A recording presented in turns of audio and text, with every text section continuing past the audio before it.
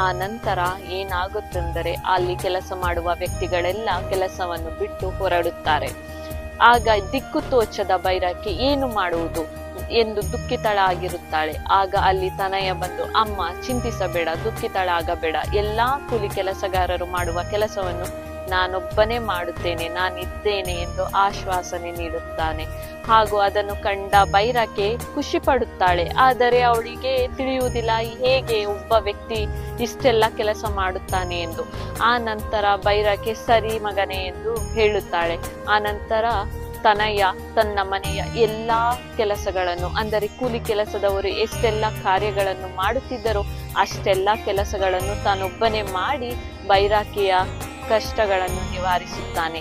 ಆ ನಂತರ ಇನ್ನೊಂದು ದಿನ ಬರುತ್ತದೆ. ಅದೇ ಕದ್ರಿ ಮಂಜುನಾಥನಿಗೆ ಹೊರ ಕಾಣಿಕೆ ಸಲ್ಲಿಸುವ ದಿನ.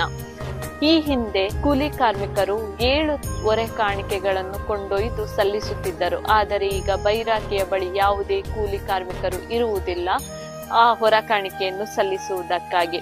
ಆಗ ಅದನ್ನು ನೆನೆದು ದುಃಖಿತಳಾದ ಕದ್ರಿ ಮಂಜುನಾಥ ಸ್ವಾಮಿಗೆ ನಾವು ಕ್ಷಮೆ ಯಾಚಿಸಿ ಇಲ್ಲಿಂದನೇ ಬೇಡಿಕೊಳ್ಳೋಣ ಎಂದು ತಿಳಿದುಕೊಂಡಿರುತ್ತಾಳೆ. ಆಗ ಅದನ್ನು ಕಂಡ ತನಯ, ಅಮ್ಮ ನಾನು ಕೊಂಡೊಯ್ಯುತ್ತೇನೆ, 7 ಹೊರೆ ಕಾಣಿಕೆಗಳನ್ನು ನಾನೇ ಕೊಂಡೊಯ್ದು ಕದ್ರಿ ಮಂಜುನಾಥನ ಸನ್ನಿಧಿಗೆ ಸೇರಿಸುತ್ತೇನೆ ಅಮ್ಮ ಎಂದು ಹೇಳುತ್ತಾನೆ. ಅದನ್ನು